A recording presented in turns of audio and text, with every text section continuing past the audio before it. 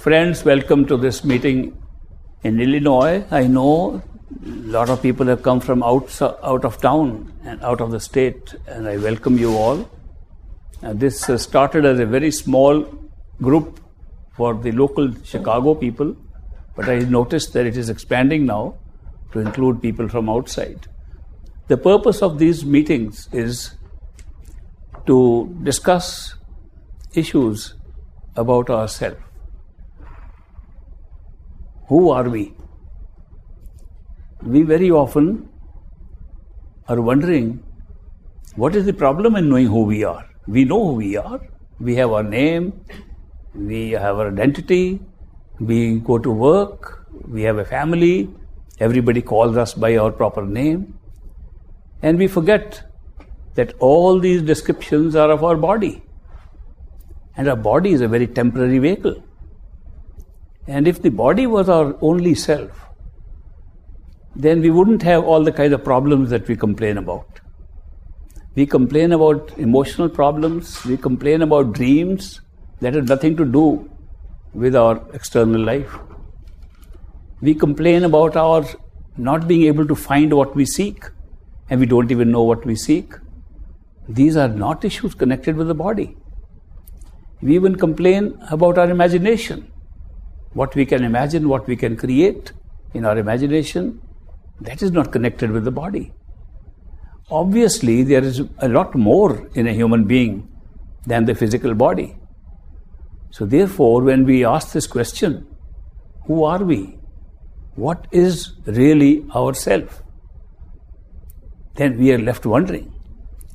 Because this question, who are we, has been asked for several thousand years. And philosophers, mystics, saints have all tried to answer that question. So obviously it is not a very simple question. This body of ours is only a very temporary vehicle. But we do not know that. We have no evidence to show that this body is only a temporary vehicle. We are told, it's hearsay, that the spirit, the principle of life in us is immortal, that the soul is immortal. It's a hearsay. Who has ever seen a soul? Who knows what is the soul? And how do we know there is anything else besides this body? The materialists have questioned all the time that all the things that we say are beyond the body are made up by the brain within this body. By the physical brain can make up all that. So we have to then go back and see, what is the physical brain? How does it work? How is the body constituted? When you look at the simple principle of the body, and you find that a very small molecule, called the DNA, is responsible for creating the whole of this body. That the one little microscopic little entity called a DNA contains the entire body, and that DNA is existing in every cell of our body. It's only recently with the genome projects and other researches that we have found that the DNA of a human being is carrying it with it the history of millions of years of life. That the DNA is not only telling us what this physical body is, which has a very short life, maybe 50 years, 100 years, 120 years, not more than that. If the physical body is only this short and the DNA creating the body has millions of years of life, obviously, even physically, from the structure of the body we can see there's a lot more in us than we realize. When we look at the genome project, the genetic makeup of the body, we find it contains not only who we are, what will be the color of our eyes, what will be the color of our hair. It also now shows if we'll become a smoker or not at age 40. Sequences have now been discovered in the DNA molecule which can predict in advance all the illnesses we will have. Even now they are studying if accidents can be found out as a prone to accident sequence in a DNA. Isn't it amazing that DNA is containing our life story? Not only a life story of the past 1 million years through evolution, It contains the story of what is going to happen till we die, and maybe even beyond death. A physical entity, like a DNA molecule, sitting in the middle of every living cell, in every living organism on this planet, is containing the history of the entire living force. It's amazing that this is not that simple. Even the body, if we take the body to be our own self, it contains a lot more than we realize. Then we come up with theories like the theory of karma, very old ancient theory from the East, now being more and more accepted in the West. I came to this country in the 60s, first time, and karma was a matter of joke. I saw a big cartoon showing a fat, very fat Swami sitting with a turban on his head and pouring out karma cola for people to drink. So theories have since changed, and now we don't make a joke of it. People are able to explain several events of their life as having no visible cause in this life, and therefore we attribute it to the law of karma, which means we somehow implicitly recognize a life prior to this life in the body. This is very interesting, because if law of karma has to be accepted, we have to accept reincarnation. How else can you explain? On the other hand, there are many metaphysical questions that arise when we look at the law of karma. One of them is, if we are pure spirit, pure soul, the immortal soul, part of the Creator, having come from an area where there was no karma, how come we landed up in an area with this karma? And how did we pick up our karma? When did we create this karma when we had no karma where we were? How can we possibly be blamed for something and be punished and rewarded for something that we had nothing to do with? Because it is obvious that the law of karma only operates in time and space. Where there is no time and space, you cannot have law of karma. And if we truly belong to something that is beyond this time and space continuum in which we live now, then how come we created this karma? And then karma can only be explained if we say there is a past life in which we performed certain actions, and now we are bearing the consequences of those actions. They may be good, they may be bad. Sometimes they may be indifferent, but mostly they are either good or bad. But what is this karma? If we have no past life, there can be no karma. And if we have past life, when did the past life come? When we were in a pure state with no lives at all. If the purity of the soul, of the purity of our spirit, the living consciousness that creates who we are, had no karma, and we are now, all of us in this little body of ours, going through karma all the time, how do we explain it? This is a metaphysical puzzle, still not fully solved by people. Now, those who have done meditation and explored not the outside world, but the world inside themselves, they give some answers to these questions. And those answers are also often questioned. An answer is given that if you withdraw your attention from this physical body into your consciousness, not into the body anywhere, into your consciousness. If you don't know where your consciousness is, then just imagine, where is it? Contemplate, where is it?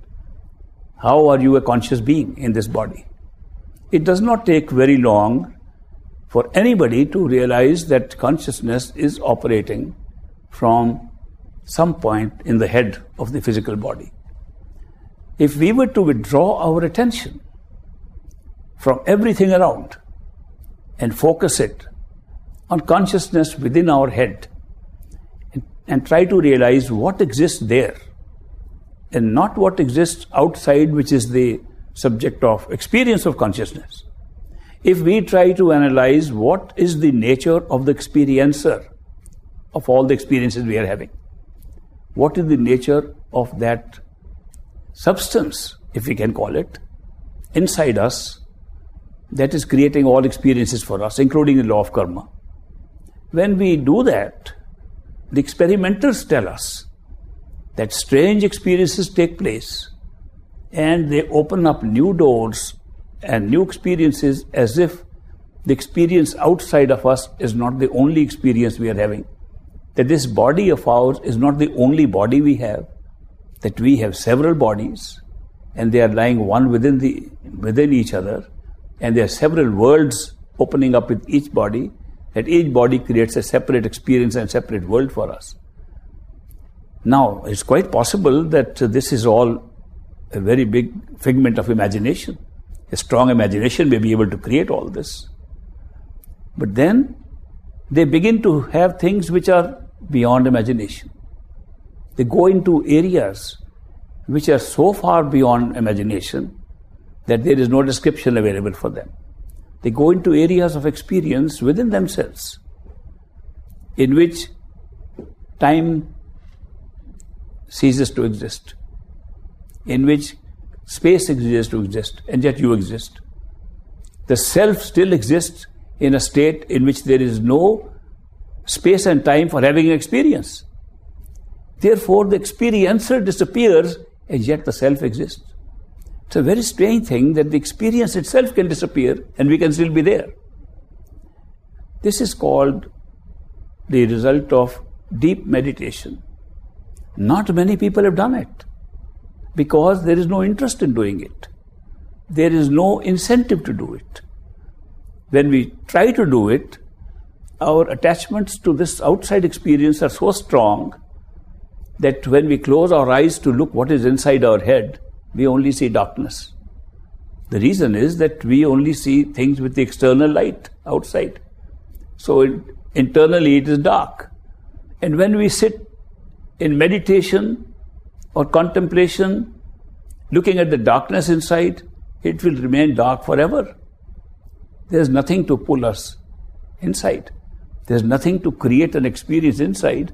Therefore, in 99% cases that I have observed, meditation fails to create any experience that we are trying to find, because we are sitting in darkness. Closing the eyes only creates darkness. It does not create light. Our concept of light is outside. It's not inside at all.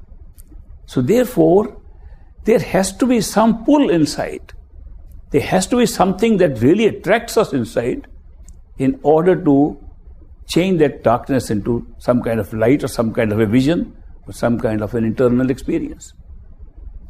If we do not have anything of that kind inside, meditation fails and does not provide any answers to our metaphysical questions.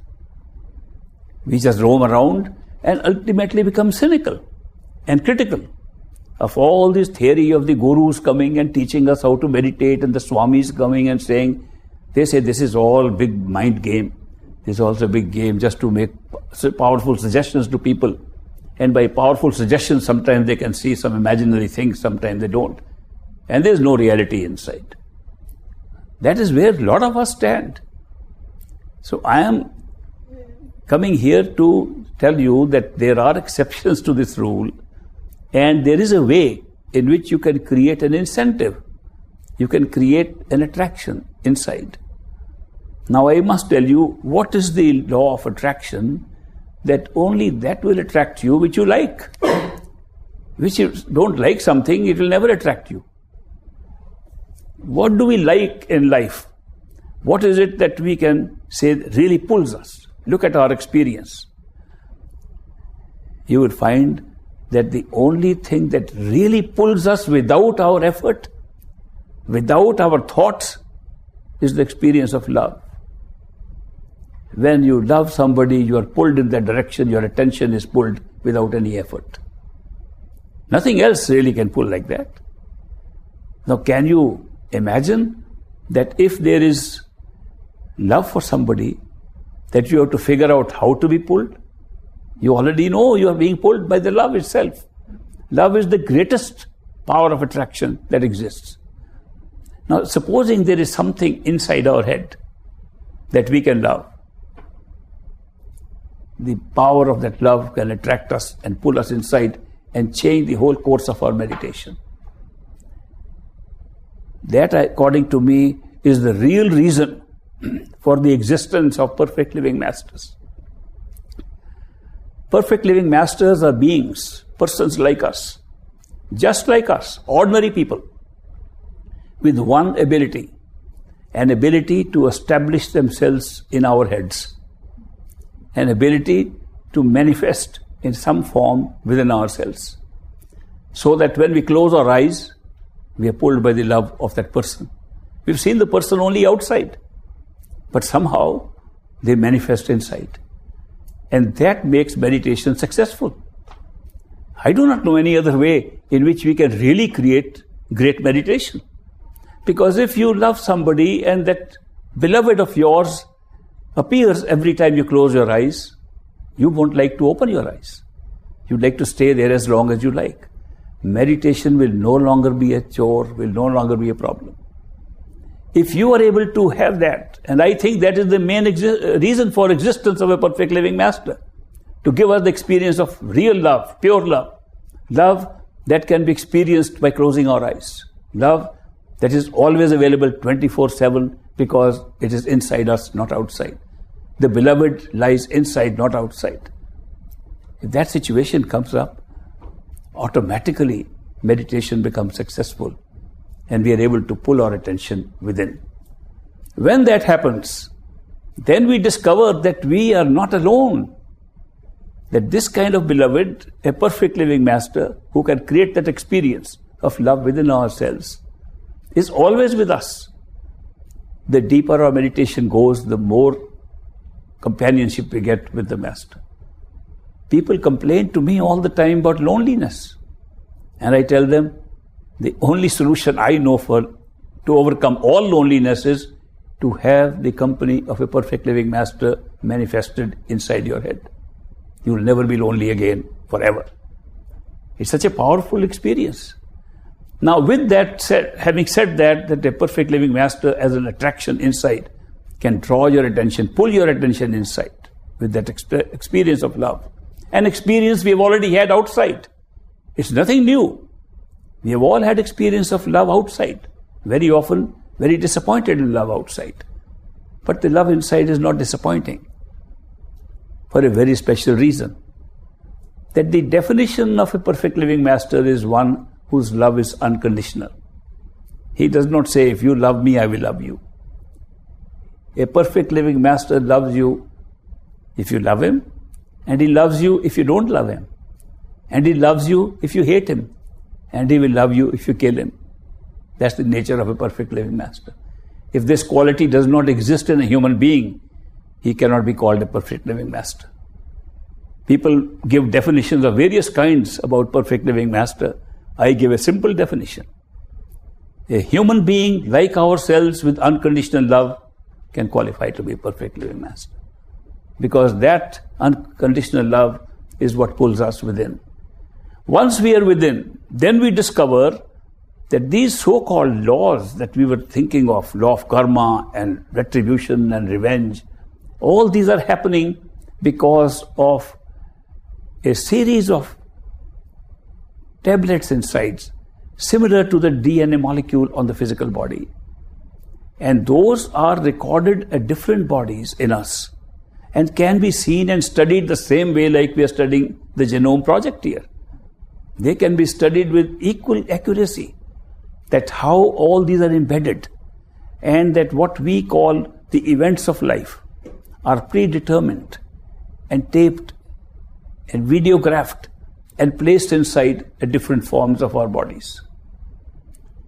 What we call our mind, the thinking mind, is also a body. We will discover that the bodies are already functioning in us even when we are in the physical world outside. We are looking at this world outside. It does not mean that those bodies are lying somewhere else. They are functioning right now. If the mind body was not working, we couldn't think. Similarly, the first body that we encounter when we withdraw our attention within ourselves, which we sometimes call the astral body, is nothing but our own sensory perceptions. We make big mystery of these things as if they are really different kind of angelic bodies or something. No, they are simple functional things in ourselves which are happening right now. The fact that we can have sense perceptions means we have an astral body. Without the astral body, you will have no sense perceptions. The fact that we can see with these eyes means that we have inner eyes that can see. If the inner eyes were not there, we could never see. And if you thought that is the retina of this eye and the optic nerve of this physical body that is looking at anything, you could never see dreams, you could never see imaginary things. Therefore, when you look at the whole nature of sensory perceptions, you find that the sensory perceptions constitute a body. And that's our first inner body. The second inner body is our own thinking machine, the mind. We are thinking right now, which means this internal thinking body, which we sometimes call the causal body, is functioning right now.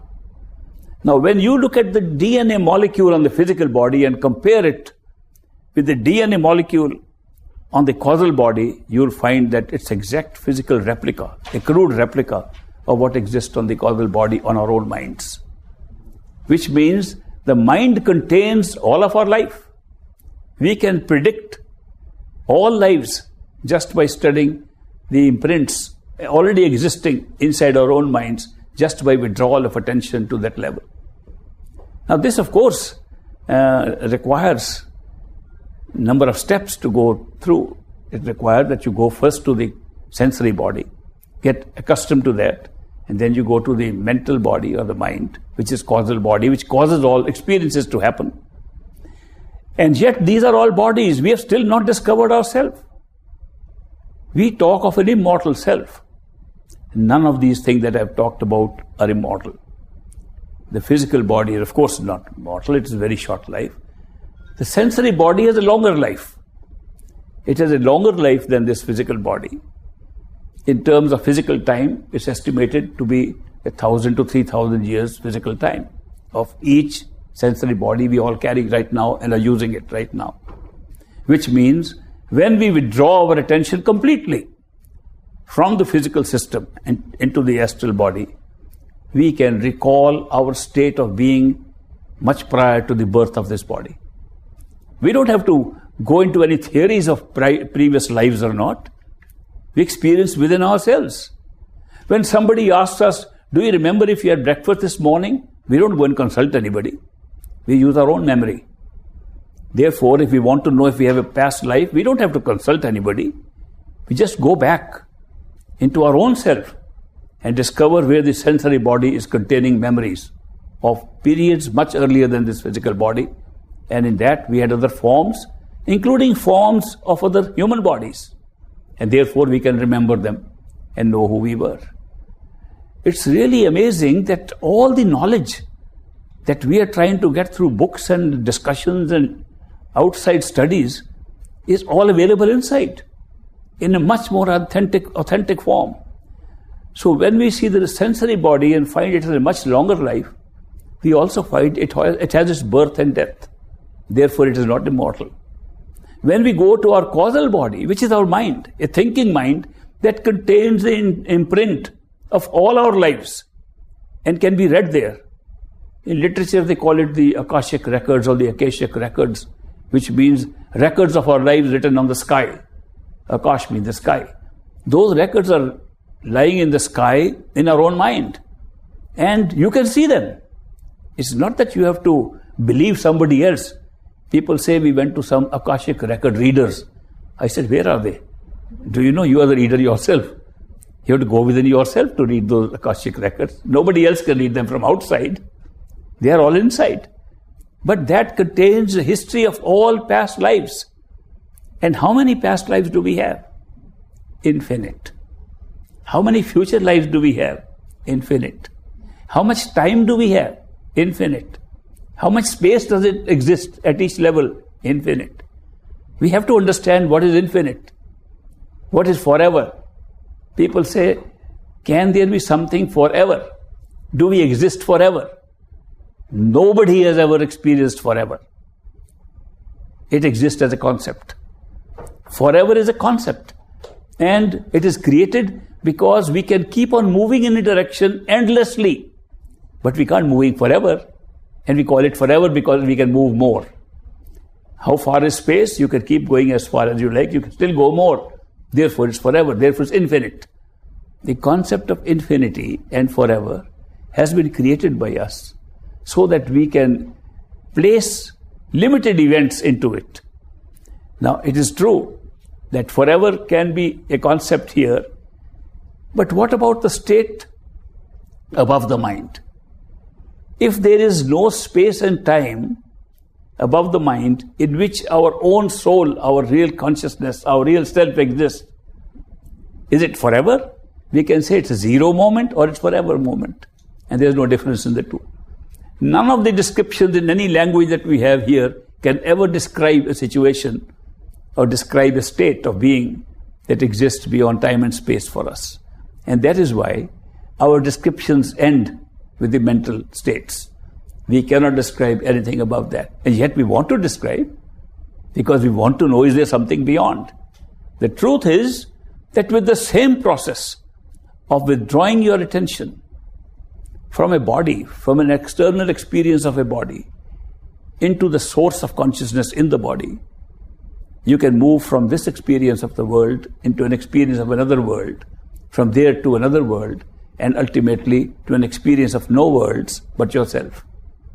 When that experience takes place, you realize that your immortality is immortal, not because immortality exists, but because there's no time. And when there's no time, you're immortal. You can say it is zero time or you can say infinite time, it's immortal. Your immortality arising from the fact that you belong to a state where there's no space and time, and yet consciousness exists. Now that's amazing, because if consciousness alone exists, which is our own source of life, we are here and I'm talking to you, you're listening to me because we are conscious. It's all a game of consciousness and awareness. Whatever we are aware of is our world, is our life. Therefore, if our awareness and our consciousness is the creator of all our experiences, all our life, to be able to find out that we are the source of all that is being created is amazing. When we say there is a creator, we say there is a God who created us. Where is that God?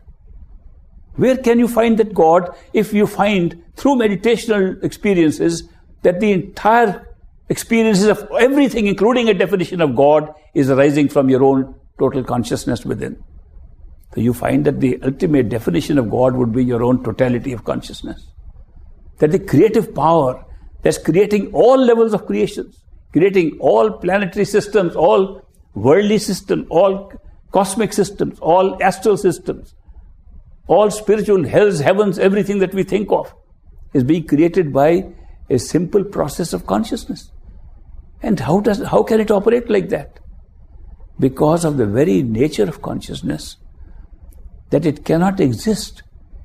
Consciousness as a entity, as a substance, as something cannot exist if there's nothing to be conscious of.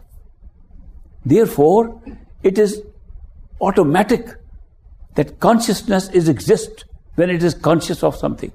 Therefore, the creation and the creator both exist at the same time. A creator cannot be a creator if there's no creation. A consciousness cannot be conscious if there's nothing to be conscious of.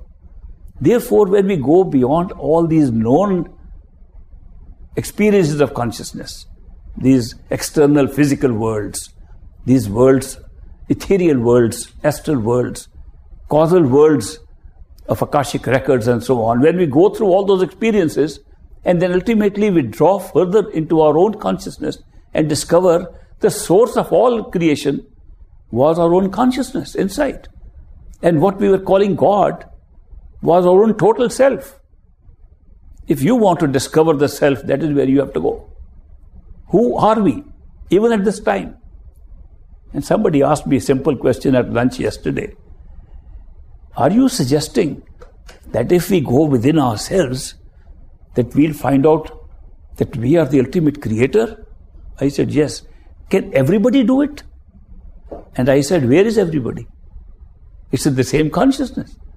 It is just like saying, if we go to sleep at night and meet 100 people in a dream, and we ask each other, are we all dreaming or only one person is dreaming? And they all say, we don't know. Looks like we are all dreaming. But whose dream is it? And we wake up and find that all the 100 people are created by one dreamer, and not anybody else. In the dream, you can create the many. A very fundamental question is, why creation requires the creation of the many? We have seen that the one, if the ultimate totality is one, and we hear the literature saying, spiritual literature says, the ultimate creator is one, and everything is part of it. That all that you see is part of one. If there's only one, what's the need of having the many? Why should we have many if there's only one, and the many are being created within the one? Must be for some experience.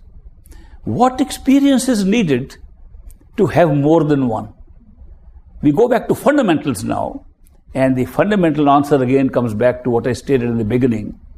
It is to experience the power of love. The one becomes the many to experience the power of love. People say it in different ways. Religions have stated in different ways. God is love, the Creator is love. What does that mean? In some term, it means nothing at all. The Creator is love. What does it mean? But when you say the one needs the many to experience love, it makes sense. Therefore, the whole creation is actually based upon the principle of love. Then we add on other things. All other experiences have been added on to add on to the experience of love. Therefore, one might say the primordial experience of consciousness is love, and all other experiences are added on to it. It's nice to have a variety of experiences. As we create more bodies upon ourselves, as we create more levels of creation and more levels of consciousness upon ourselves, the experiences get more and more varied, and the show becomes more interesting. If you were the director of your own show and created a show within yourself, you would like to do that. You put up a big show, but you are all the actors. So you will multiply yourself into many actors and have a great setup. And then in order to enjoy the show more, you'll hide yourself so that you can see the show as real show that is not part of you. And having hidden yourself, then who is going to see the show?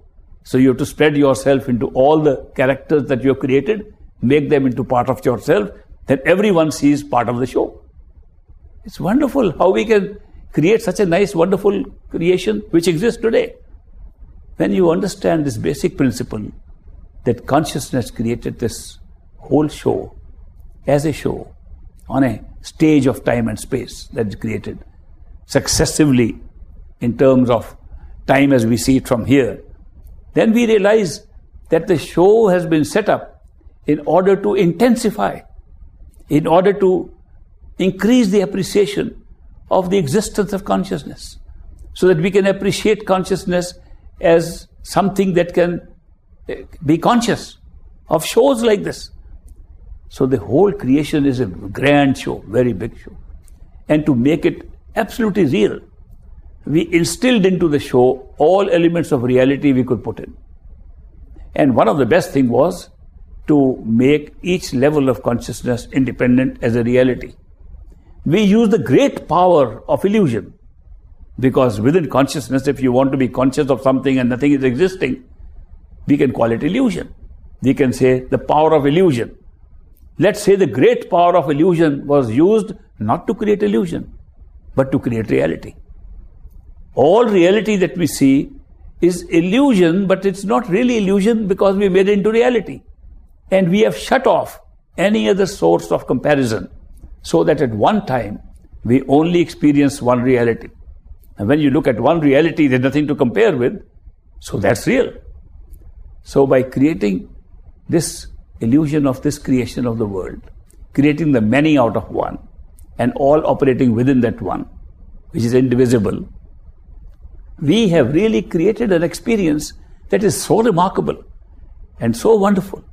And to intensify, we introduced a great principle, the principle of duality, the principle of pairs of opposites, so that we could create an experience and have the experience by creating its opposite.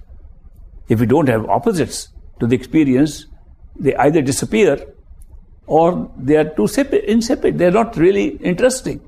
But when you make a contrast between experiences, high and low, dark and light, morning and evening, night and day, when you happiness and unhappiness, pain and pleasure, when you put opposites of everything, they all become real and become intense. Therefore, it was very natural that we created the world of duality, the world of pairs of opposites, to intensify our experience. Now, having done that, we belong to the original consciousness, which is not in duality at all. So how could we appreciate our original state if we are able to, through a meditational technique, even in the physical body sitting here, we can have access to all this information within ourselves and have all the experiences within ourselves? What would we get by going to the other end and finding out that we were all one consciousness and this is all taking place at the show? How will that be any appreciable experience for us? That is because by creating the world of duality, we have allowed our original experience to be the opposite, as a world of non-duality has become the opposite of the world of duality. So even in our non-duality, we have created duality by creating an opposite of a world of duality. It's an amazing way we have done it. The structure is so beautiful.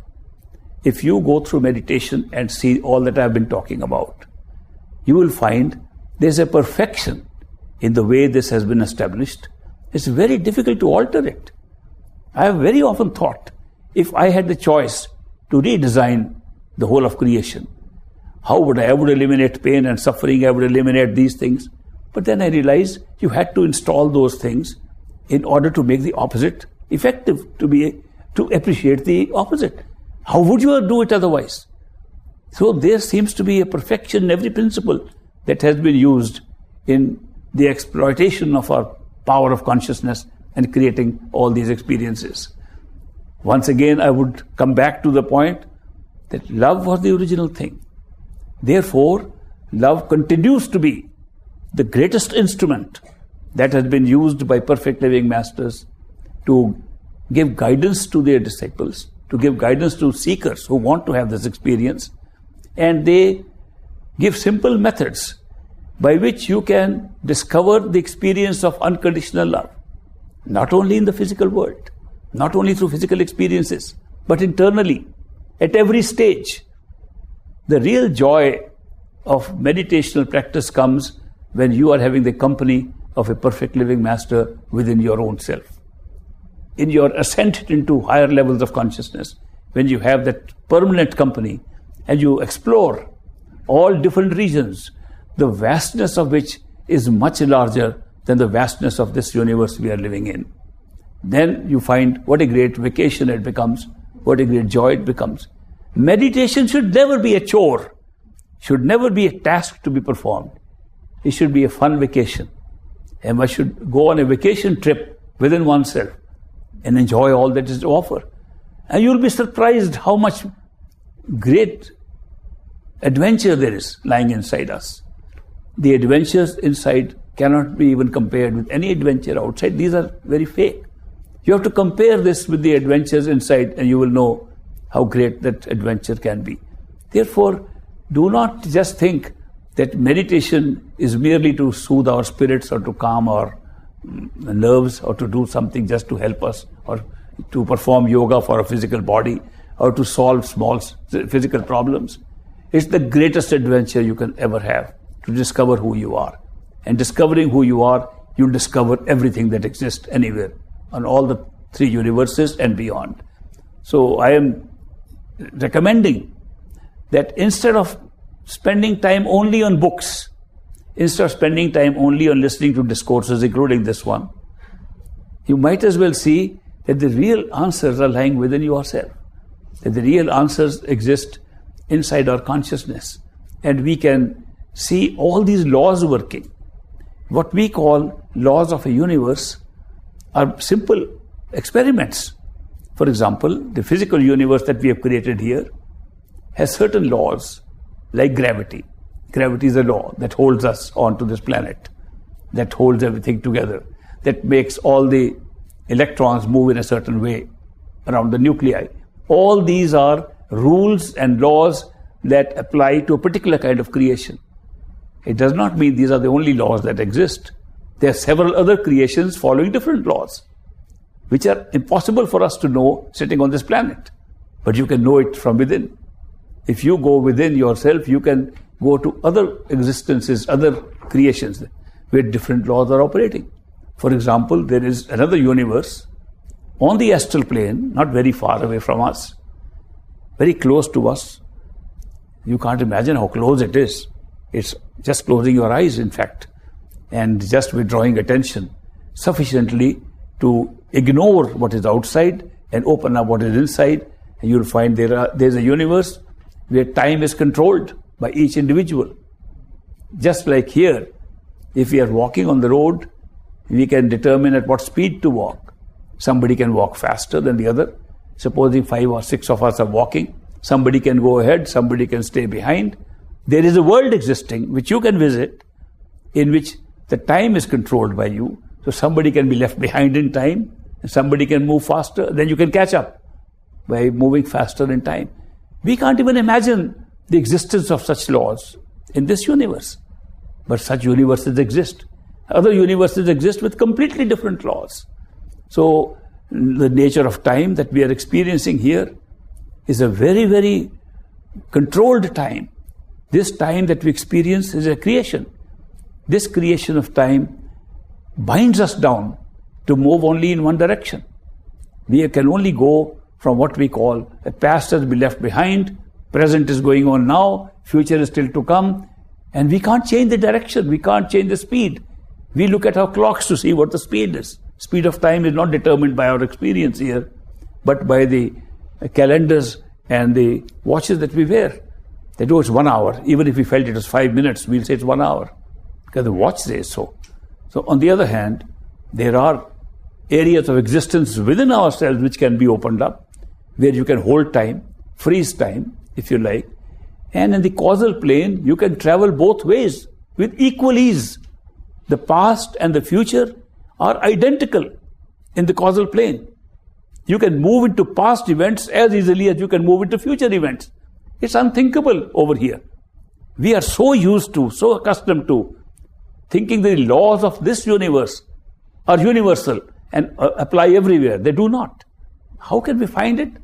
You are sitting too far, too remote in physical universe to see that. But within, in meditation, you can go and explore those universes and see them for yourself. So it's amazing how much opportunity we have to discover new experiences, new worlds, just by a simple technique of going within ourselves. And going within, when we say going within ourselves, it only means withdrawing attention. It does not mean any special exercises or to have to do headstands or you do any special yogic exercises. Going within means withdrawing your attention to the point where you think you are thinking from. Because the point where consciousness is operating in our body is the point where you believe you are. At all times you know where you are, because that's the point from where you are thinking, contemplating, listening to people. Where are you doing this? In the physical body. It does not take very long that you're not doing it out of your hands and feet and legs. You're not doing it out of your belly, you're doing it out of your head. And therefore, little contemplation with eyes closed in a quiet place will tell you that the center of consciousness is lying within our head, in the physical body. The whole process of meditation, good, effective meditation, consists of withdrawing attention to that point where you already exist. It's not going anywhere. In meditation, you don't go anywhere at any time. All the experiences which we call journeys into higher regions are all taking place at one point. And that's the point of consciousness. The consciousness appears to move. The consciousness appears to move with our body right now. We think the body is the reality, so wherever we go, we are carrying our consciousness with us. But when we go within, we find that the whole experience is moving around us. Consciousness never moves. And similarly, even when within the body we have different experiences. For example, the experience of going to sleep and having a dream. Consciousness is still at the same place, but its location, notional location changes and it sinks below the eyes. In the wakeful state, where we are talking now in a physical universe, the consciousness is behind the eyes. When you go to sleep, it drops down. When you have dreams, it's in the throat center. How do I say that? Because if you can keep your attention on both sides of wakefulness and dream state, that means semi-dreaming, if you can do that, you can experiment yourself that you want to touch your eyes where you can easily do it in the wakeful state. You are awake, you can bring your hands up and touch your eyes. You close your eyes, you can still touch your eyes. You know where they are. When you're half asleep, try it tonight. When you're a little half asleep, try to touch your eyes. Your hand will touch your nose and you think you're touching your eyes. It's already descending. So this does not mean that consciousness is really something that moves around. Its focal point, its notional point shifts. So, but all the notional points, even to the highest level of experiences I'm describing, are lying within the head in different points. So therefore, this whole experience is taking place by pulling attention to yourself, to where you believe you are at that time. The best time to meditate is when you are awake in the physical body. There is no better time. You can't do the same meditation in dream. You can't even do the same meditation in a higher state of consciousness. It's amazing that in the higher state of consciousness, you drift into a predetermined pattern of life, predetermined pattern of experiences. So people have sometimes asked me, do you come to know all your future events in the astral plane? The answer is yes. The answer is that here you are unaware of what is going to happen tomorrow. Not totally unaware. You're half unaware. You are aware that the sun will rise in the morning. No question. Nobody questions that. You are aware that when you go to sleep and wake up in the morning, you wake up in the same body. Nobody has ever asked a question. There are a lot of things that we take for certain. No question. Then there are other things. Will I be able to go out tomorrow on my trip? Will it be possible to go and meet that person? There are other questions where we use free will, where we make choices. We don't make choices in all our experience. In fact, we make choices only in 20-30% of our experiences. The rest are set. Free will that we talk of, which exists here, is very limited to a few choices that we make. The rest are set. We can do nothing about it. So, when we say, do we have free will here? Yes, we have free will because we make choices. But when we go to the astral plane, we find that the choices we make, the way we think about making those choices, are already written up in advance. So we are replaying something that exists there. So therefore, once we come to know what choices we have already made, it's like living with the 80% of the other things that are happening here. But does it also mean that there can be no change in the destiny of already written up in the astral plane? Yes, destiny can be changed because there is divine intervention. There's divine intervention here.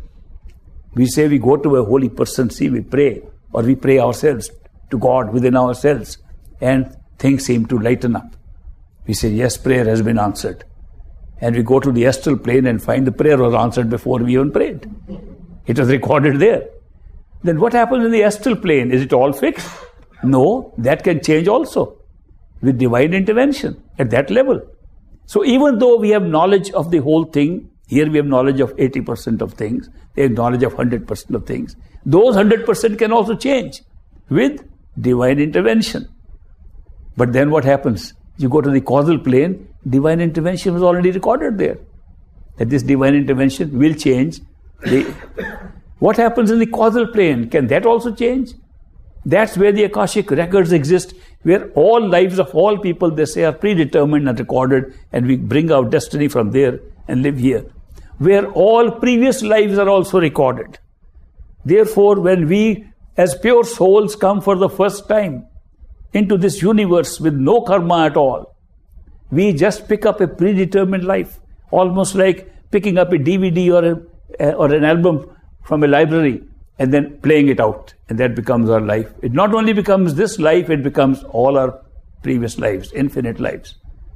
So going to the first question, how can we have past lives when we were pure souls? The answer is we didn't have any past lives.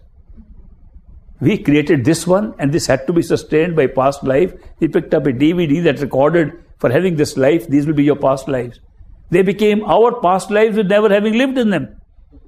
Therefore, the whole theory of karma is based upon action and reaction. So everything we are doing can be read somewhere in the past.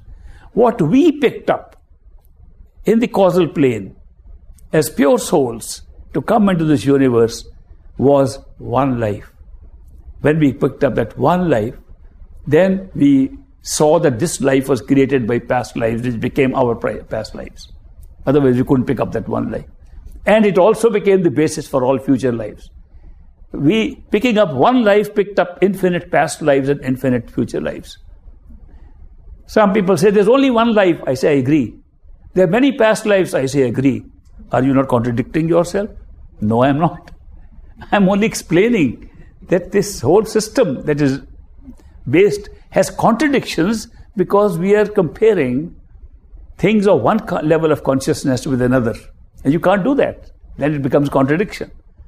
What can be explained at one level of logic becomes illogical at another level. But if you see the logic of each level, they are very well sustained. And if you see how the logic of the lower level is created by the logic of the upper level, then it becomes very logical too. But you have to keep the different experiences of different levels separately. Are we one or many? Where we are one, but we are also many. Which is the truth? Both are truth.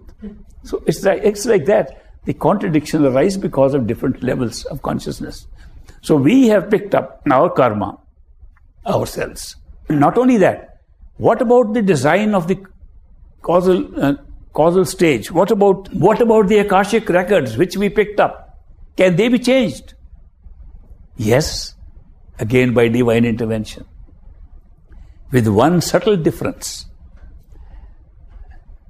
As you notice that the divine intervention takes place one level above the level where the change is noticed.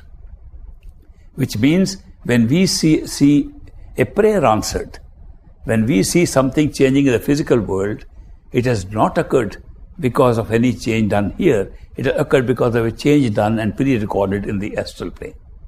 When any change takes place in the astral plane to which we have complete knowledge, and that changes, it's changing because of an intervention from the causal plane. When change takes place in the causal plane, it changes ab initio, from the beginning. So we never notice the change. It looks like it is always there. So the change is done. So perfect living masters who operate, even sitting amongst us as ordinary human beings, they operate from levels above the mind. They operate from levels above causal plane. Therefore, their intervention is such that when they intervene, the whole of life is changed. And we can't notice it because it looks like that was the life. They don't change the life from this point onwards, they change it from the beginning. Therefore, their change is the most subtle change. That it looks like life has changed, but if you study back, all the past lives have changed too to sustain that change. Everything has changed. So their intervention from the spiritual level, which is above the causal level, alters even the Akashic records. So do not think that although everything is predetermined, it cannot be changed. Well, it's a poor definition of predetermination if it can be changed, but it can only be changed at another level, not at the same level. So we are here, not trapped. We thought we are trapped in this universe. Not trapped. We are here on a vacation. We are here to come to enjoy a new experience. But we forgot that we set it up for that purpose. We thought this is the only reality. We thought we'll enjoy it more because it is real. We made it more real to make it more enjoyable. But having made this universe more real, now we are suffering because of our own reality created by us.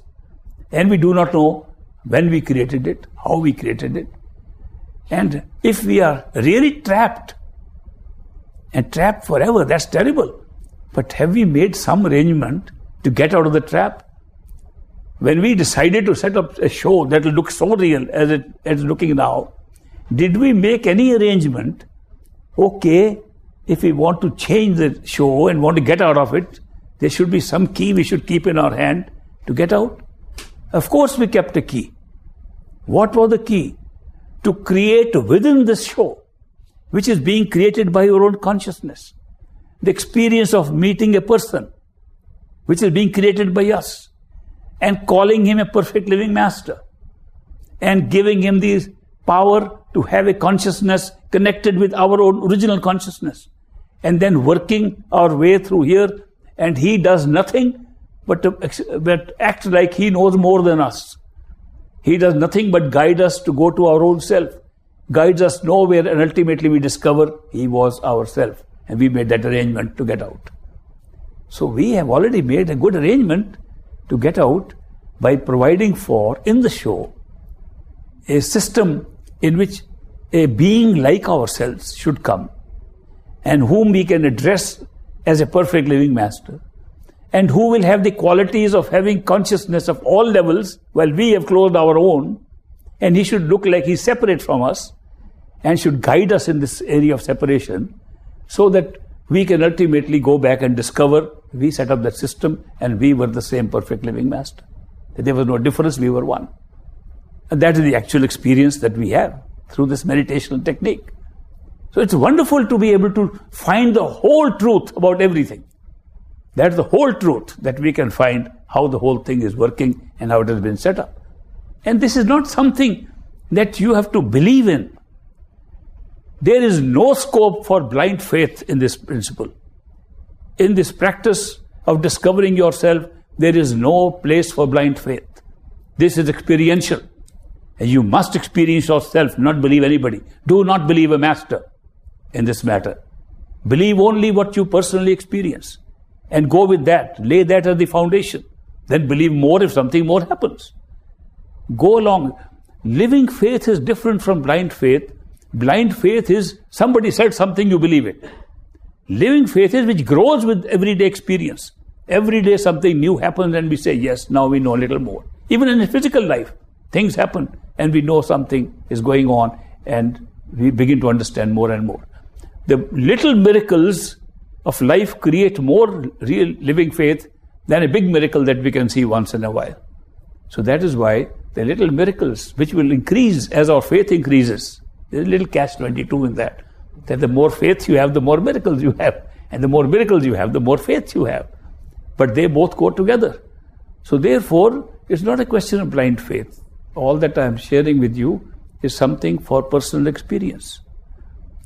My own teacher, my master, the great master, Hazur Maharaj Baba Sawal Singh, the man with the white beard who taught me this stuff and told me how to go around on this road, told me, do not believe even my word unless you can experience it.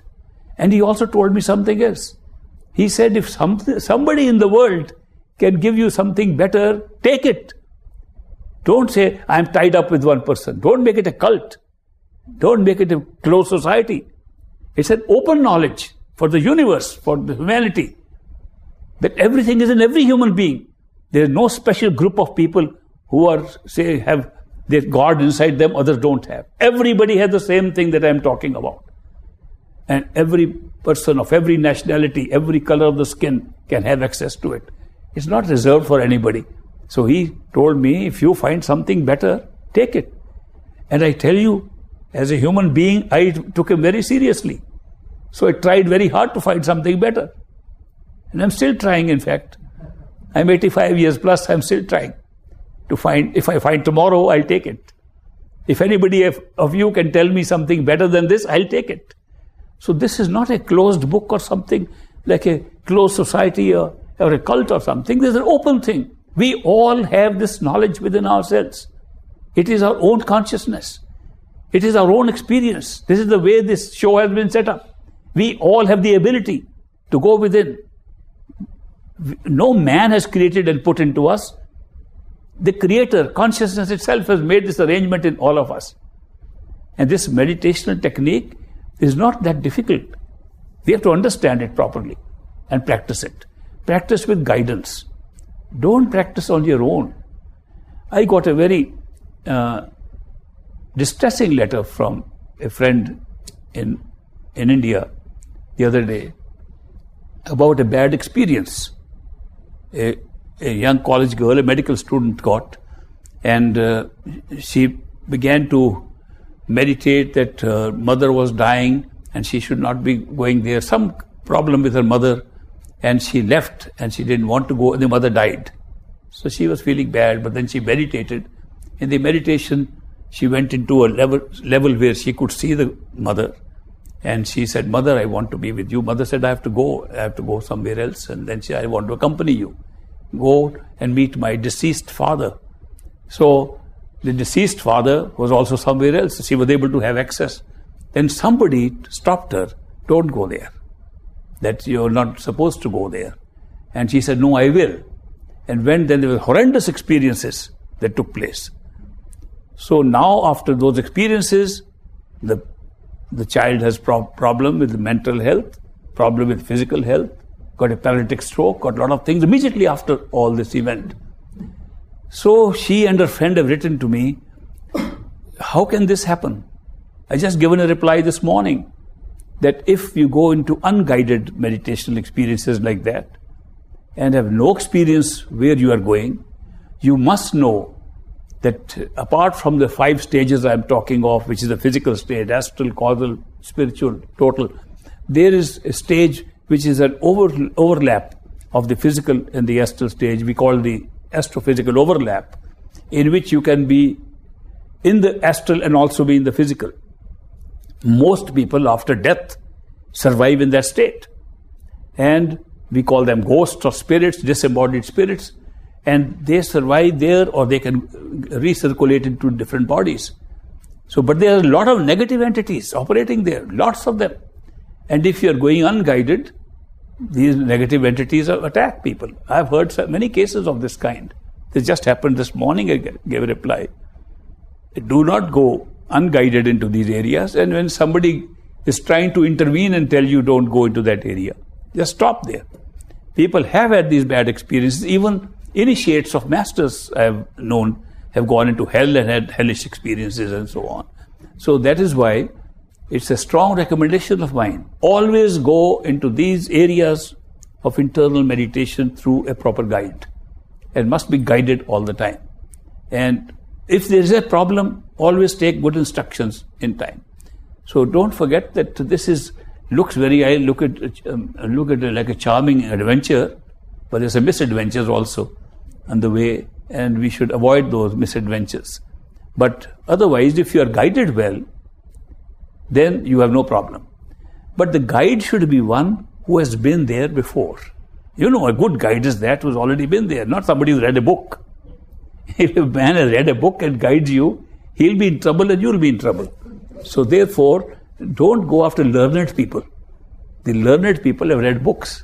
Go after experienced people.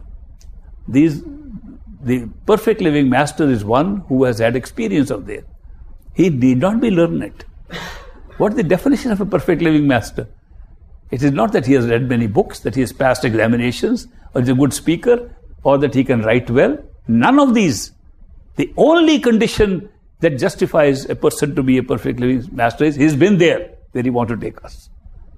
Moreover, people ask me lots of questions nowadays. Who is a perfect master? Is that master perfect? That master? Unfortunately, the number of masters is growing very fast.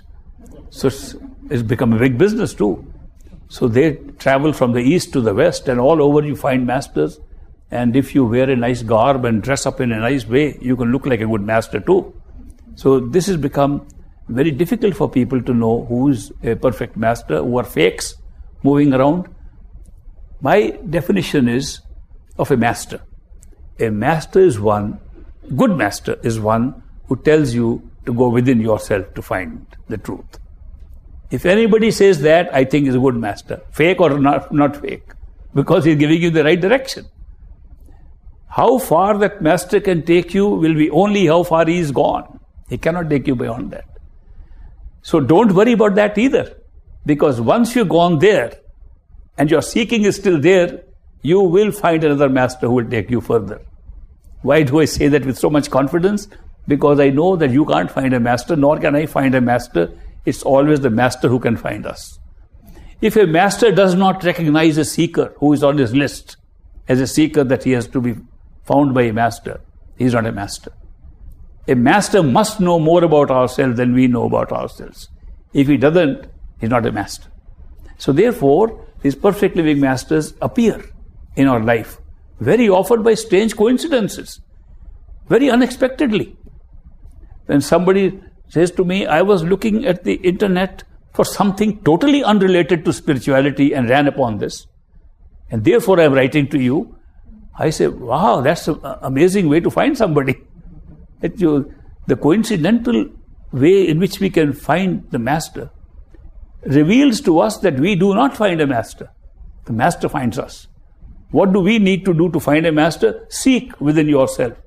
No need to cry around, no need to go running around to find a master.